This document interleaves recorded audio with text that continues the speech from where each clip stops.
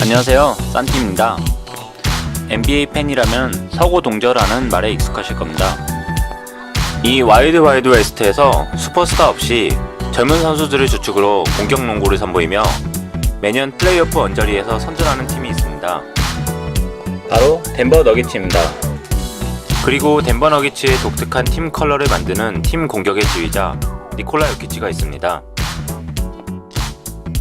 요키치는 2015년 덴버에 입단한 이후 빠른 적응력과 성장세로 루키 시즌이 지나자마자 팀의 간판 선수로 자리 잡았습니다. 하지만 드래프트에서 2라운드 41픽으로 선정된 것처럼 NBA 진출 시 큰 주목을 받지는 못했었습니다. 요키치 역시 드래프트 당일 집에서 잠을 자고 있다가 드래프트 현장에 있었던 형의 전화를 받고 일어났다고 하는데요. 유럽 출신 선수였던 만큼 NBA 진출하기까지 일반 선수들과 좀 더 다른 흥미로운 이야기가 있었습니다. 1995년 2월 19일 태어난 니콜라 요키치. 그에게는 11살, 13살 나이 차이가 나는 두 명의 형이 있습니다.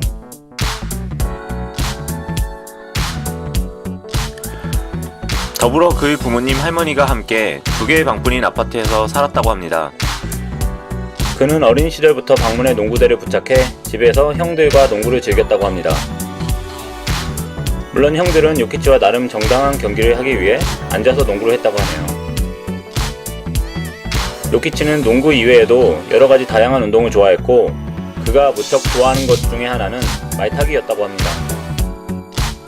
그는 아마추어 자격으로 말 경주에 참여한 적도 있었는데 여러 종류의 운동을 아마추어로서 즐기고 있었습니다.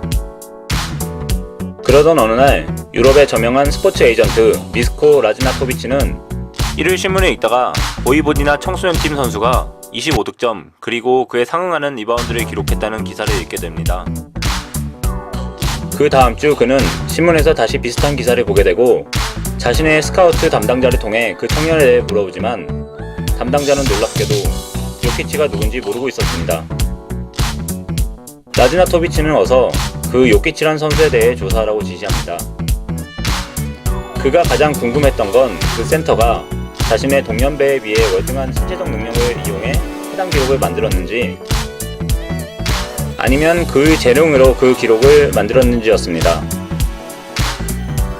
곧 그는 요키치에 대한 자료를 입수했는데 그는 신체적으로 몹시 무기력해 보였으며 뚱뚱했다고 합니다.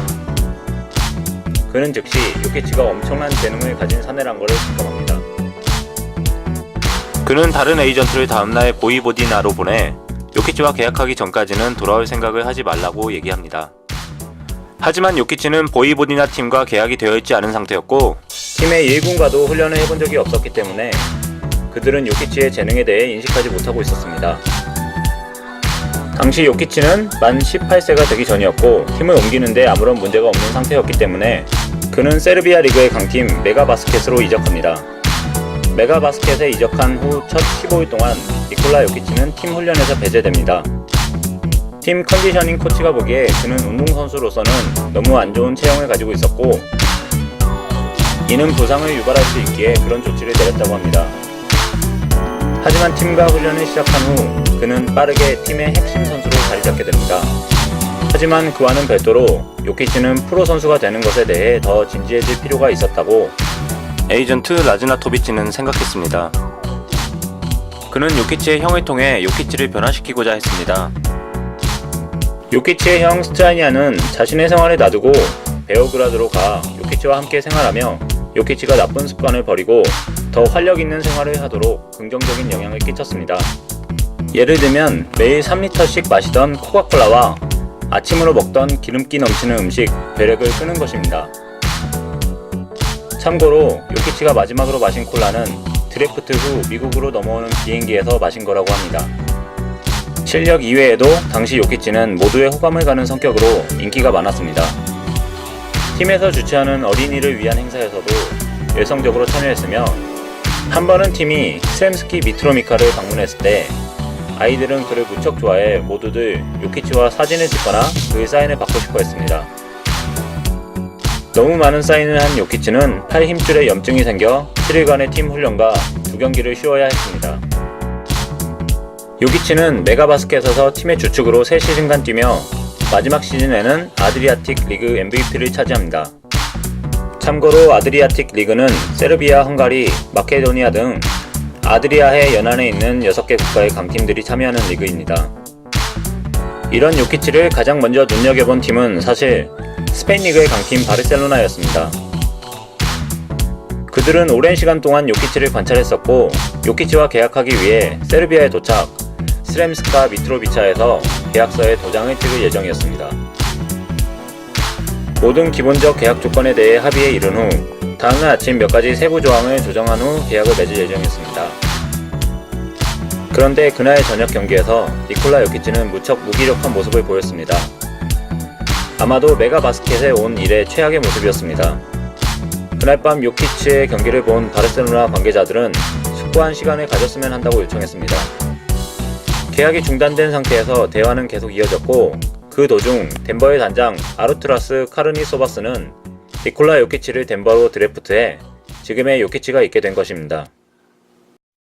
에이전트 라즈나토비치가 생각하길 그는 현재의 상황에 매우 만족하며 요키치가 바르셀로나에 가더라도 지금보다 잘하긴 힘들 거라고 생각합니다. 그 이후로 유럽의 시스템 농구는 그에게 현재와 같은 많은 자유도를 보장할 수 없을 거라고 생각한다는데요. 포인트 센터라 할 만큼 센터답지 않게 엘보 위치에서 공격을 조립해 나가는 요키치의 모습을 보면은 나름 일리가 있는 얘기입니다. 현재 요키치는 덴버에서 그 두 명의 형 그리고 여자친구와 함께 생활하고 있습니다. 막내인 요키치는 형들에 비해 부모님과 더 가까웠으며 이로 인해 고향을 무척 그리워한다고 합니다. 은퇴 이후에도 고향에서 살고 싶다고 얘기합니다. 그의 형과 여자친구는 요키치에게 편안한 분위기를 제공해 그가 운동에 전념할 수 있도록 돕고 있습니다. 그의 낮은 실링을 예상하던 전문가들을 비웃으며 NBA 무대에서 자신의 위치를 차지한 요키치. 팀과 함께 성장하고 있는 그가 어느 위치까지 올라갈 수 있을지 기대가 됩니다. 감사합니다. 산티였습니다. 재밌게 보셨으면 좋아요 많이 부탁드립니다.